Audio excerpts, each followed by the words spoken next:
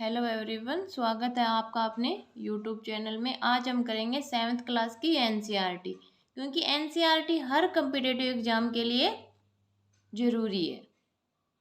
NCERT से question आता ही आता है, तो वीडियो में लास्ट तक बने रहिए, वीडियो को स्किप मत कीजिएगा। और वीडियो पसंद आए तो लाइक करें और चैनल को सब्सक्राइब करें। तो चलो स्टार्ट करते हैं आज का वीडियो। तो आज क्या करेंगे हम? पर्यावरण, इन्वायरमेंट, इसके बारे में पढ़ेंगे कि पर्यावरण में क्या क्या आता है, पर्यावरण किसे कहते हैं, इसमें क्या हस्तक्षेप मानव ने किए हैं, किन के कारण किए हैं, उन सबको आज की वीडियो में हम देखेंगे। तो स्टार्ट करते हैं आज का वीडियो। क्या है? पर्यावरण यानी इन्वायरमेंट। जो पर्यावरण शब्द है यानी इन्वायरमेंट जो शब्द है वो कहाँ से लिया गया है? वो फ्रेंच भाषा का एक शब्द है एनवायरनोड, उससे लिया गया है। और उसका मतलब क्या होता है? पड़ोस। यानी हमारे पड़ोस किसे कहते हैं? जो हमारे आसपास रहते हैं उसी को हम पड़ोस कहते हैं। तो क्या हो गया? इन्वायरमेंट क्या हो गया? जो हमारे आसपास सब है उसी को हम पर्यावरण कहते हैं। यानी हमारे आसपास जो सब वस्तुएं, चाहे वो सजीव हो चाहे वो निर्जीव हो, कुछ भी है, वो क्या है? सब पर्यावरण है। और पर्यावरण में एक बात और, कि पर्यावरण उसके लिए है जो कोई जीव के लिए जो चारों ओर का वातावरण है वो पर्यावरण है। ऐसा नहीं है कोई चेयर रखी है, चेयर के चारों ओर है वो उसका पर्यावरण नहीं। हमारे लिए जो चारों ओर का, चाहे वो टेबल हो, चेयर हो, पहाड़ हो, स्थल हो, जल हो, वो सब पर्यावरण है। यानी जीव के लिए जो चारों ओर का वातावरण है वो क्या है? पर्यावरण है। ठीक है, तो ये इसका परिभाषा होगी कि पर्यावरण क्या है और ये कहाँ से लिया गया है। तो कहाँ से लिया गया? फ्रेंच भाषा के शब्द से लिया गया, एनवायरनोड से, जिसका मतलब होता है पड़ोस यानी आसपास का क्षेत्र। तो क्या? किसी भी जीवित या हमारे आसपास पाए जाने वाले लोग, स्थान, वस्तुएं एवं प्रकृति को क्या कहते हैं हम? पर्यावरण। यानी किसी भी जीवित है यानी जो सांस लेता है, खाना खाता है, मतलब जो सब क्रियाएं करता है एक जीवन के लिए, उसके चारों ओर का जो क्षेत्र है, चाहे वो सजीव हो चाहे वो निर्जीव हो, लोग, स्थान, वस्तुएं, प्रकृति, वो सब क्या है? उसका पर्यावरण है। उसको क्या कहेंगे हम? पर्यावरण कहेंगे। और जो ये पर्यावरण है ये दो प्रकार का होता है। प्राकृतिक यानी जो प्रकृति ने बनाया है, जैसे जल हो गया, जल को हमने तो नहीं बनाया, ठीक है। स्थल हो गया, हमने नहीं बनाया। पेड़ पौधे हो गए, वो सब प्राकृतिक हो गया। पहाड़ हो गए, नदियां हो गई, ठीक है, वो प्राकृतिक हो गया। दूसरा है मानव निर्मित, जो मानव ने बनाए हैं, यानी जैसे टेबल, चेयर, इमारतें, पार्क, पुल, ये सब मानव ने बनाए हैं, तो ये मानव निर्मित है। पर ये पर्यावरण का एक घटक है। प्राकृतिक जो प्रकृति द्वारा बनाया है, और जो मानव निर्मित क्या होगा? जो मानव ने बनाया है वो मानव निर्मित हो गया।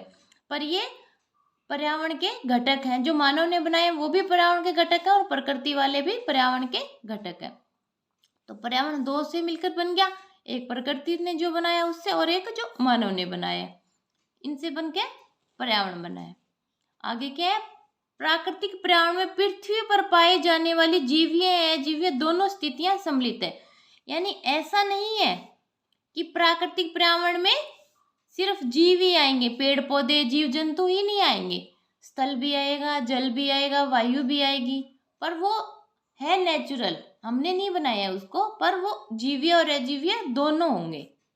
ठीक है, जरूरी नहीं है कि वो पेड़ पौधे और जंतु हैं वही प्राकृतिक है, नहीं। जो स्थल है, स्थल में कोई जीवन तो नहीं है, पर वो प्रकृति द्वारा बनाया गया। जैसे जल है, जल में कोई जीवन नहीं है, पर वो प्रकृति द्वारा बनाया गया, इसलिए उसको प्राकृतिक कहेंगे। तो प्राकृतिक में जीवीय और अजीवीय दोनों होंगे। नेक्स्ट क्या है? पर्यावरण हमारे जीवन का मूल आधार है। ऐसा क्यों कि पर्यावरण हमारे जीवन का मूल आधार है? क्यों? पर्यावरण के बिना हम रह ही नहीं सकते। क्या पानी के बिना आप रह सकते हो? नहीं। खाने के बिना रह सकते हो? नहीं। तो क्या है कि पर्यावरण हमारे जीवन का मूल आधार है, इसी से हमारा जीवन शुरू होता है और इसी पे खत्म होता है। ठीक है, क्योंकि हमें सांस लेने के लिए हवा, वायुमंडल में ऑक्सीजन है, उसी से हम सांस लेते हैं, तो वो हमारे लिए जरूरी है और वो पर्यावरण में है। हवा, पीने के लिए जल, खाने के लिए भोजन, रहने के लिए भूमि प्रदान करता है, यानी स्थल देता है, जल देता है और वायु देता है। ठीक है, तो वो पर्यावरण में है। तो क्या हो गया, पर्यावरण हमारे जीवन का मूल आधार हो गया, इसके बिना हम नहीं रह सकते। इस यहीं से जीवन स्टार्ट होता है और यहीं से खत्म भी होता है। अब ये जो पर्यावरण है, ठीक है, प्राकृतिक भी है और मानव निर्मित भी है। मानव निर्मित यानी जो प्रकृति वाला था उसमें हमने हस्तक्षेप किया, तभी तो वो मानव ने बनाए। उसमें जो नेचुरल था उसमें कुछ हमने किया, यानी इमारतें बनाई। ठीक है, तो कोई हस्तक्षेप किया, ये कहीं से पेड़ काटे हैं, कहीं कुछ और किया है, कोई मैदान बनाया, उसी पे तो इमारत बनाई। ऐसा तो नहीं है पेड़ के ऊपर इमारत बना दी, नहीं। तो कोई हस्तक्षेप किया मानव ने, जो प्रकृति जो नेचुरल था उसमें हस्तक्षेप किया मानव ने। ठीक है, तो उसने मानव निर्मित पर्यावरण बना दिया। अब देखते हैं जो मानव ने हस्तक्षेप किया वो कैसे किया। वाहनों द्वारा वायु प्रदूषण कर दिया, वाहनों से धुआं निकलेगा, धुएं से जो हमारा वायुमंडल है उसमें जाएगा वो धुआं, वहां से वायु में प्रदूषण हो जाएगा। ठीक है, पानी का संग्रहण, जैसे पानी को इकट्ठा करने लगे, डैम बनाने लगे, ठीक है, तो वो हो गया पानी का संग्रहण। तो पहले तो नदियां बह रही थी, फिर धीरे धीरे डैम बनाने स्टार्ट हो गए, तो मानव ने ही बनाए डैम, तो हस्तक्षेप शुरू कर दिया नेचुरल में। कारखानों का निर्माण, कारखानों के लिए जमीन चाहिए, जमीन के लिए कहीं से पेड़ कटे होंगे, या कोई जो उबड़ खाड़े जमा है उसको ठीक किया गया होगा, यानी कोई ना कोई तो हस्तक्षेप किया ही है उसमें मानव ने, तभी कारखाने का निर्माण हुआ है। भोजन के लिए बर्तनों का निर्माण, यानी खाने के लिए हम बर्तन बना रहे, कितने तरह के बर्तन आ रहे हैं हमारे पास, स्टील के, प्लास्टिक के, रबड़ के, हर प्रकार के आ रहे हैं, तो वो बनाए हैं मानव ने, हस्तक्षेप किए कहीं ना कहीं से, उसके लिए जो मटेरियल चाहिए उनके लिए वो लिया है, चाहे वो पेड़ों से हो, चाहे जीव जंतुओं से, कहीं से भी लिया हो, या कोई केमिकल हो, तो बर्तनों का निर्माण हो। यानी ये जो हस्तक्षेप किए, इससे जो प्राकृतिक पर्यावरण था वो प्रदूषित हुआ है। ठीक है, नेक्स्ट क्या है, ये कारक क्या है, यानी किन कारणों के द्वारा मानव ने हस्तक्षेप किया है। तो मानव द्वारा वाहनों, मील, कारखानों एवं बर्तनों का निर्माण किया जा रहा है। ठीक है, मानव अपनी सुविधा के लिए ये सब का निर्माण कर रहा है, वाहन बना रहा है, वाहन से धुआं निकलेगा जिससे वायु प्रदूषण होगा। ठीक है, जो उनमें जो मील बना रहे हैं, कारखाने बना रहे हैं, उनके लिए जमीन चाहिए, जमीन के लिए पेड़ों को काटा जाएगा। ठीक है, तो बर्तनों का निर्माण किया जाए, बर्तनों के लिए भी, बर्तन निर्माण के लिए भी कुछ ना कुछ चाहिए, चाहे वो केमिकल हो या कहीं से भी कुछ ना कुछ तो वो लेगा तभी बर्तन बनाएगा। तो ये कारक है जो प्राकृतिक पर्यावरण को प्रदूषित कर रहे हैं। इस प्रकार मानव प्राकृतिक पर्यावरण में परिवर्तन कर रहा है, यानी जो हमारा नेचुरल था स्थल, जल और वायु, उसमें हम परिवर्तन कर रहे हैं इन कारणों द्वारा। किनके द्वारा, वाहन निर्माण द्वारा, कारखानों के निर्माण द्वारा, बर्तन निर्माण द्वारा। ठीक है, इनके द्वारा हम क्या कर रहे हैं, जो प्राकृतिक पर्यावरण था उसमें हम परिवर्तन कर रहे हैं। ये परिवर्तन ठीक है अभी हमें दिख रहा है अच्छा है, पर प्राकृतिक पर्यावरण के लिए अच्छा नहीं है, उसमें हम परिवर्तन कर रहे हैं, वो हमारे लिए अच्छा नहीं है। नेक्स्ट क्या है, पर्यावरण के घटक। घटक क्या होते हैं, जिनसे मिलकर पर्यावरण बना होता है, वही होंगे पर्यावरण के घटक। तो पहला है प्राकृतिक, जो हमने देख लिया, प्राकृतिक किसे कहेंगे, जो प्रकृति द्वारा बनाई है, नेचुरल, जिसमें हमारा कोई रोल नहीं है।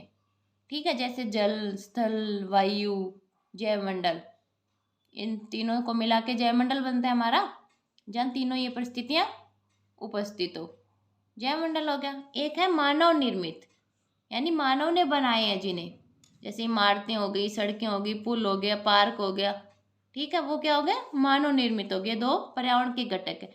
एक और भी है जिसे मानव अपने लिए बनाता है, जिसे मानव अपने लिए बनाता है, जैसे धर्म हो गया, ठीक है, समुदाय, ठीक है, जिसे क्या बनाता है, मानव अपने लिए बनाता है, समाज। ठीक है, ये मानो अपने लिए बना रहा है। ये है तो पर्यावरण में ही, ऐसा तो नहीं है कहीं और दूसरी दुनिया में है, नहीं है तो यहीं पे, पर ये मानव अपने लिए बना रहा है, यानी अपनी सुविधा के लिए बना रहा है। धर्म, समुदाय, समाज जो भी है, ठीक है। तो जो हमारा प्राकृतिक पर्यावरण का घटक है उसको हमने दो भागों में बांट दिए, एक जीवीय घटक और दूसरा अजीवीय घटक। तो जीवीय क्या होगा? जिसमें जीवन होगा, है नी, बायोटिक क्या होगा? जिसमें जीवन होगा। सजीव प्राणी आ जाएंगे इसमें, पादप और जंतु, ठीक है। अजीवीय में निर्जीव पदार्थ आएंगे, जैसे स्थल, जल, वायु, ये सब अजीवीय तो है, कोई इसमें जीवन तो नहीं है, इसके साथ हमारा जीवन है, इनके बिना हमारा कोई जीवन नहीं है, पर ये खुद तो अजीवी है, ठीक है। अब जो ये पर्यावरण के अजीवीय घटक है उसको हम देखेंगे। पहला है स्थल मंडल, जो भूमि वाला पार्ट है वो स्थल हो गया। जल मंडल, जल जिसमें आ जाएगी हिम नदियां, ठीक है, समुद्र, महासागर, ये सब आ जाएंगे जल मंडल में, ठीक है। ये वायुमंडल, यानी जो हमारे चारों ओर वायु की जो परत है पतली, उसको हम क्या कहते हैं? वायुमंडल ही तो कहते हैं। और जो ये जैव मंडल है, देखिए, स्थल वाला, ये जल वाला और ये वायुमंडल, ये तीनों जहाँ मिल रहे हैं, यानी जहाँ स्थल भी है, जहाँ जल भी है और जहाँ वायु भी है, उन तीनों को मिला के क्या बन गया? जैव मंडल। जहाँ जीवन संभव है वो कौन सा होगा? जैव मंडल होगा, क्योंकि जल के बिना भी नहीं, स्थल के बिना भी नहीं और वायु के बिना कोई जीवन नहीं है, ठीक है। तो सबसे पहले हम क्या देखेंगे? स्थल मंडल को देखेंगे। तो स्थल मंडल क्या होगा? जो पृथ्वी की ठोस ऊपर वाली जो वो परत है उसी को हम स्थल मंडल कहेंगे, जिसपे हम खेती करते हैं, जिसपे हम पेड़ उगाते हैं, जिसपे हम कारखाने बनाते हैं, ठीक है। यानी पर्वत, पहाड़, पठार, ये सब क्या आएंगे? स्थल मंडल में आएंगे, ठीक है। और ये ऐसा जरूरी नहीं है जो दिख रहा है हमें, जो जमीन दिख रही है वही वाला स्थल मंडल, यानी महासागरों के अंदर भी हमें ऐसी आकृतियां मिलेंगी, यानी ऊंचा नीचा उबड़ खाबड़ तो मिलेगा, ऐसा तो जरूरी नहीं है समुद्र समुद्र ऐसा ही है, नहीं, कहीं से नीचा भी होगा, कहीं से ऊंचा भी होगा, ठीक है। तो ये सिर्फ महाद्वीपों में नहीं है, महासागरों में भी है जो स्थल मंडल है ये, ठीक है। तो क्या है स्थल मंडल? पृथ्वी की ठोस परपट्टी या कठोर ऊपरी परत को क्या कहते हैं? स्थल मंडल कहते हैं। क्या कहते हैं? जो ऊपरी परत है पृथ्वी की, ठीक है, उसे क्या कहते हैं? स्थल मंडल कहते हैं। यह चट्टानों और खनिज से मिलकर बनी है, क्योंकि जो स्थल मंडल है यहीं से हम खनिज निकालते हैं, यहीं पे चट्टानें हैं, ठीक है। तो ये किन से मिलकर बन गया? खनिज और चट्टानों से मिलकर बन गया। स्थल मंडल अपार खनिजों का भंडार है, आपको पता ही है, अनेक प्रकार के खनिज पाए जाते हैं। यह मिट्टी की पतली परत से ढका रहता है। स्थल मंडल किसे ढका रहता है? मिट्टी की पतली परत से ढका रहता है। और स्थल मंडल पे विभिन्न क्रियाएं भी होती है, आपको पता ही है, कहीं पे कटाव भी होता है, कहीं पे जमाव भी होता है, जिसे हम क्या कहते हैं? अवक्षेपण और निक्षेपण कहते हैं, यानी अपर्दन और निक्षेपण। यानी कहीं पे जो नदियां बह रही है वो कहीं से मिट्टी लेके आएगी और कहीं पे उनको इकट्ठा भी करेगी, यानी कहीं पे कटाव हो रहा है, कहीं पे जमाव हो रहा है, तो स्थल मंडल में ही आएगा वो भी। तो क्या हो गया? मिट्टी की पतली परत से ढका रहता है। यह पहाड़, पठार, मैदान, घाटी आदि विभिन्न स्थलाकृतियों वाला विषम धरातल है। ऐसा नहीं है कि सब एक ही जैसा है, यहाँ प्लेन प्लेन प्लेन, ऐसे नहीं, कहीं से ऊंचा है, कहीं से नीचा है, ठीक है। पर्वत, पहाड़, पठार सब इसी में आएंगे स्थल मंडल में हमारे, ठीक है। ये स्थलाकृतियां महाद्वीपों के अलावा महासागरों की सतह पर भी पाई जाती है, कि जो ये पर्वत, पठार, मैदान ये हैं, ये सिर्फ महाद्वीपों में ही नहीं पाए जाते। कहाँ पाए जाते हैं? महासागरों में, यानी पानी के अंदर भी पाए जाते हैं। कहाँ पाए जाते हैं? पानी के अंदर भी पाए जाते हैं। तो स्थल मंडल क्या है?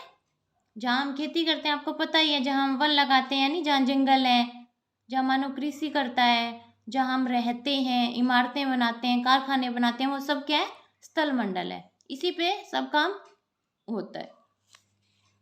स्थल मंडल वह क्षेत्र है जो हमें वन, कृषि, मानव बस्तियों के लिए भूमि, पशुओं को चरने के लिए घास स्थल, ये सब प्रदान करता है। स्थल मंडल पे ही होंगे।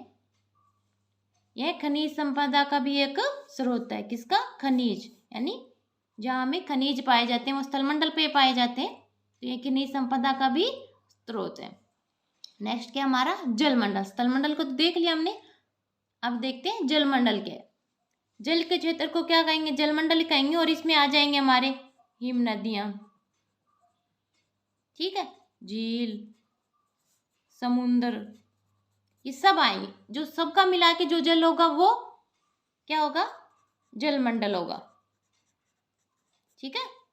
जल के क्षेत्र को क्या कहेंगे? जलमंडल कहेंगे। यह नदियों, झील, समुद्र, महासागर आदि से मिलकर बनता है। किससे मिलकर बनता है? नदियों से, झील से, समुद्र से, महासागर से। यह सभी प्राणियों के लिए आवश्यक है। जल हमारे लिए आवश्यक ही तो है, क्योंकि हमारे शरीर की लगा लो या कोई भी एक्टिविटी लगा लो, जल के बिना संभव नहीं है। जल जरूरी है, तो जल हमारे लिए आवश्यक है। जैसे खाने के लिए भोजन, पीने के लिए पानी और रहने के लिए घर, ये तीनों हमारी जरूरतें हैं, इनके बिना नहीं रह सकते हम, तो जल हमारे लिए आवश्यक है। अब क्या है? वायुमंडल। दो देख लिया हमने, स्थल देख लिया, जल देख लिया। अब वायुमंडल देखते हैं। पृथ्वी के चारों ओर फैली हुई वायु की पतली जो परत है, जिसमें विभिन्न प्रकार की गैसें पाई जाती है, जैसे ऑक्सीजन लगा लो, नाइट्रोजन लगा लो, कार्बन डाइऑक्साइड लगा लो, अन्य गैसें लगा लो, उनको सबको मिला के क्या बना है? वायुमंडल बना है, ठीक है। और जो ये वायुमंडल है, ये गैसें ऊपर क्यों नहीं जाती है? यहीं पे क्यों अटकी हुई है? किस वजह से अटकी हुई है? ये पृथ्वी का हमारा जो गुरुत्वाकर्षण है, पृथ्वी अपनी ओर इनको किस प्रकार से बांधी हुई है? गुरुत्वाकर्षण बल के द्वारा बांधी हुई है। किससे बांधी हुई है? गुरुत्वाकर्षण बल से इन गैसों को अपने चारों ओर बांधी, जिसे वायुमंडल कहते हैं। यह सूर्य की झुलसाने वाली गर्मी, ये हानिकारक किरणों से हमारी रक्षा करती है, नहीं करती? बोलते हैं ना, पराबैंगनी किरणों से जो वायुमंडल की परतें हैं वो हमारी रक्षा कर रही है, ठीक है। और गर्मी होती है तो जो वायुमंडल की परतें हैं वहीं से आ रही है सूर्य की किरणें। हो सकता है पहले और ज्यादा धीरे धीरे आई है, वो हमारे तक पहुंचने में कम हुई हो, तो हमारी रक्षा कर रही है ना क्या? तो ये जो वायुमंडल हमारी सूर्य की झुलसाने वाली गर्मी और हानिकारक यानी पराबैंगनी किरणों से हमारी रक्षा कर रही है। इसमें कई प्रकार की गैस, धूलकण, जलवाष्प उपस्थित रहते हैं। जो वायुमंडल है उसमें क्या क्या होता है? गैसें होती हैं, जैसे ऑक्सीजन, नाइट्रोजन, कार्बन डाइऑक्साइड, धूलकण, छोटे छोटे धूल के कण भी होते हैं। आपने देखा होगा जब सन की लाइट आती है तो ऐसे वायुमंडल में हम छोटे छोटे छोटे छोटे पार्टिकल से दिखाई देते हैं, तो धूलकण हो गया, जलवाष्प, ये सब उपस्थित होते हैं। नेक्स्ट क्या है? वायुमंडल में परिवर्तन होने से मौसम एवं जलवायु में परिवर्तन होता है। यानी वायुमंडल की जो परतें हैं उनमें परिवर्तन है, टेम्परेचर कम या ज़्यादा होता है, तभी तो क्या होता है? मौसम कभी गर्म होता है, कभी ठंडा होता है, जलवायु में परिवर्तन होता है। किसकी वजह से होता है? वायुमंडल में परिवर्तन से। किससे होता है? वायुमंडल में परिवर्तन से। अब इन तीनों को मिला के क्या बन गया हमारा? जो स्थल था, जल और वायु, ये तीनों चीजें जहां उपस्थित होगी वहां क्या आ जाएगा? जीवन संभव हो जाएगा। तो उसको क्या कह देंगे हम? जैव मंडल कह देंगे। तो क्या पादप एवं जीव जंतु मिलकर जैव मंडल का निर्माण करते हैं। कौन करते हैं? पादप और जीव जंतु। यह पृथ्वी का बहुत ही संकीर्ण भाग है, ठीक है। संकीर्ण देखा, हमने देखा था ये स्थल हो गया, ये जल हो गया, ये वायु हो गया, तो ये छोटा सा ही भाग तो है पृथ्वी का, यानी संकीर्ण भाग है ये जो जैव मंडल वाला है। नेक्स्ट क्या है? पारिस्थितिकी तंत्र, ठीक है, कि जीव जंतु हैं, पेड़ पौधे हैं, वो एक दूसरे पे डिपेंड है या नहीं है। जैसे हमें खाने के लिए भोजन मिलता है, पेड़ों से मिलता है, जीव जंतुओं से मिलता है, ठीक है। पेड़ पौधे हैं वो सन की लाइट को लेते हैं, ठीक है, भोजन बनाते हैं, उनसे हम लेते हैं, हम फिर कार्बन डाइऑक्साइड छोड़ेंगे जो पेड़ों के लिए जरूरी है।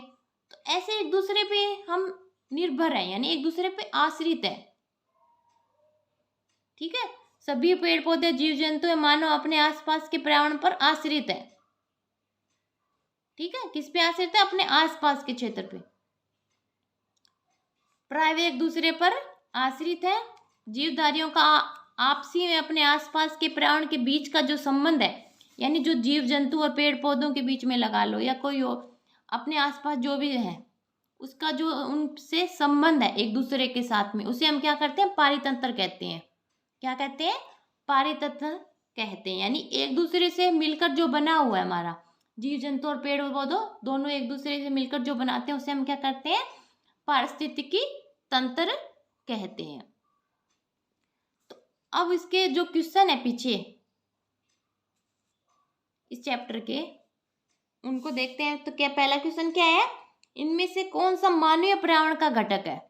यानी मानवीय पर्यावरण का घटक पूछा गया हमसे, किसका, मानवीय पर्यावरण का घटक।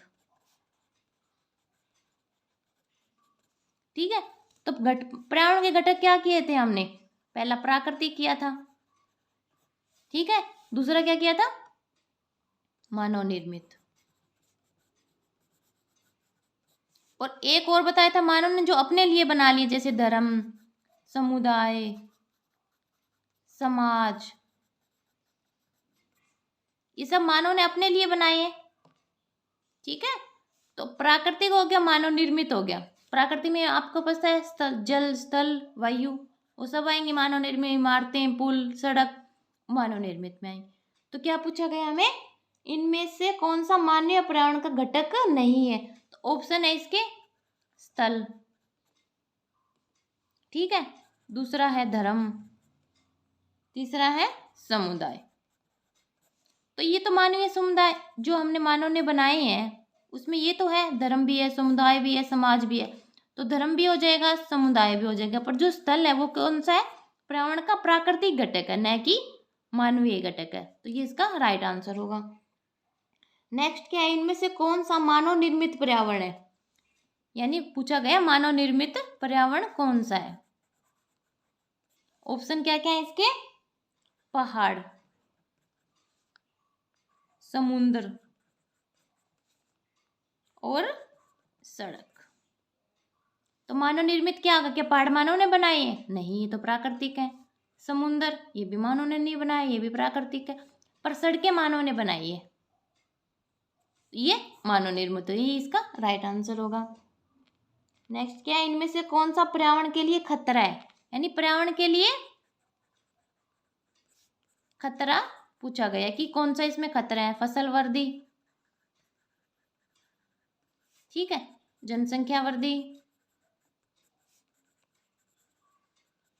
और पादप वृद्धि।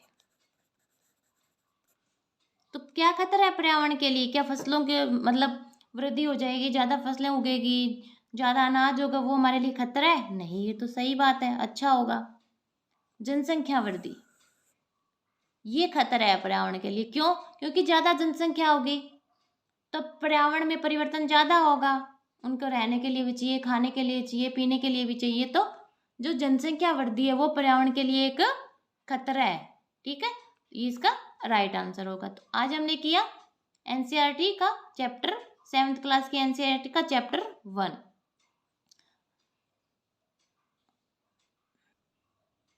वीडियो पसंद आए तो वीडियो को लाइक कीजिए, चैनल को सब्सक्राइब कीजिए, क्योंकि ऐसे ही अच्छे अच्छे वीडियो आपको मिलते रहेंगे। मिलते हैं नेक्स्ट वीडियो में, धन्यवाद।